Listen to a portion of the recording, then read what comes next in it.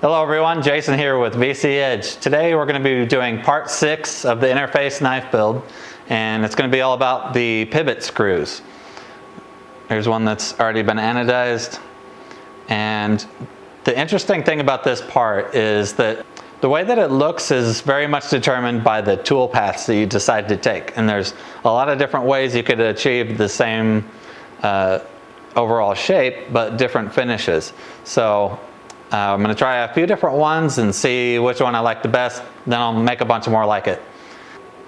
We're going to be taking this piece here that I get from Alpha Knife Supply. It's just a little pivot screw that's a blank, and we're going to be machining the top of it so that it ends up looking something more like this one. And it's not a lot of material removal, but holding on to this is a little bit of a challenge because it's so small. Just holding it on with my fingers is a little bit tough. So I got a little fixture that I'm going to use to try to hold this, and we'll see if it ends up holding it in the right way. Let me show you. So this is what I came up with for a fixture to hold these little parts.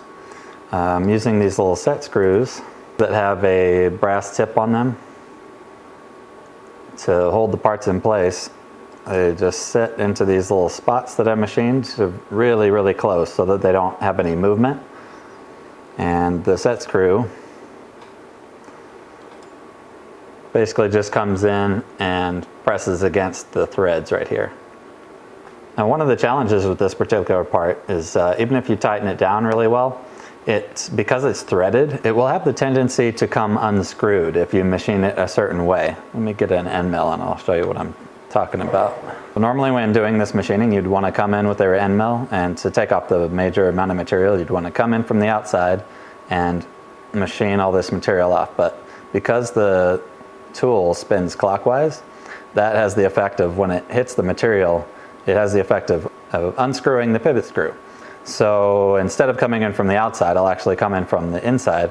I'll plunge down or ramp down, and then I'll come in and machine from the inside out.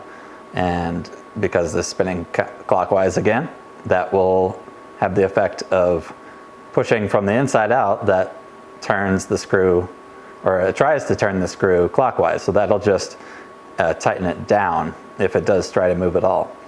I will be coming in with the ball mill from the outside, but it's a much lighter cut, so I'm hoping that won't be a problem. We'll see how that goes. This fixture has the capability of holding 5 sets of hardware, so 5 knives worth of parts in this one, and it can be held in the vise, or with some modification I could put a couple of locating features on the bottom and put it into the tombstone if I want to. I might end up making a bigger version of this that has some locating features in the middle. It'll double it up and I could do 10 at a time, but for now we'll just try this one, see how it works out. I might need to do some more advanced methods of holding these if these don't stay in place well enough. And of course this one, the pivot itself, this is just a little stainless steel piece. It's a little bit too long, so I just need to cut down a little bit of it, and I just have that set to a certain depth. This one doesn't really have any risk of backing out because it's just a cylindrical object. It doesn't have any threads on it, so it's not going to back out.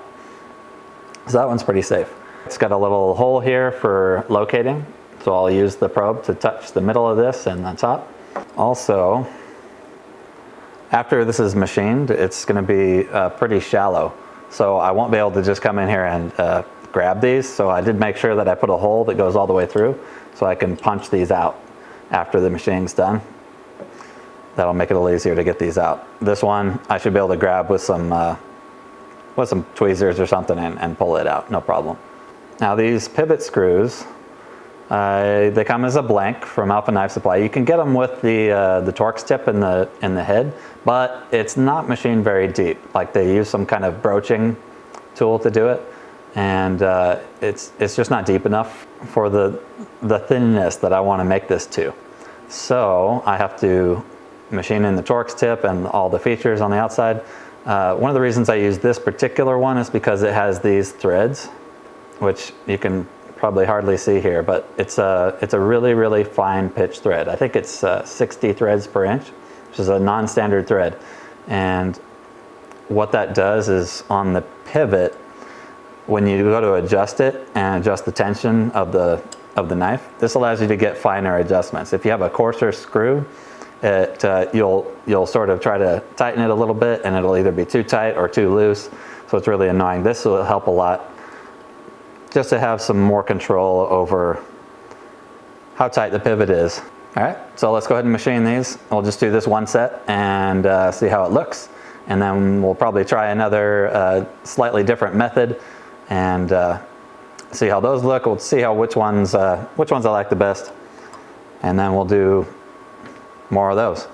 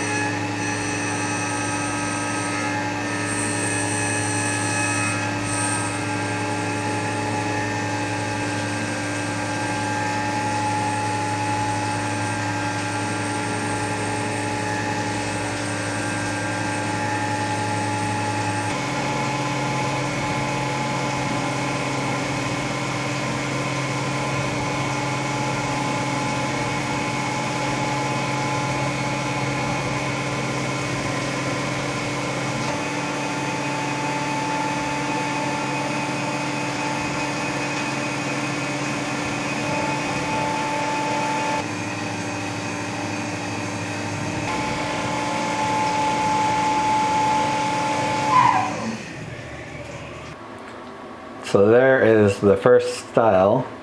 I'm really liking that. It looks really smooth. But we'll go ahead and try another different method and compare them.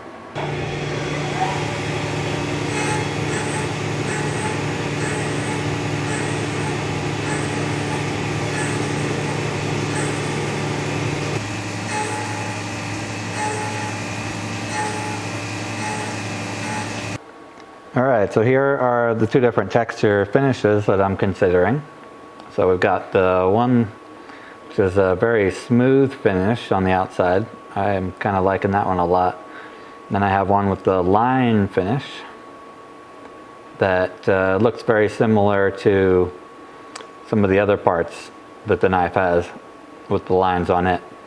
You can see one of these has the Torx milled into it, and one of them just has a circle. This one doesn't need the Torx because it's locked into the handle. So there's a smooth finish one.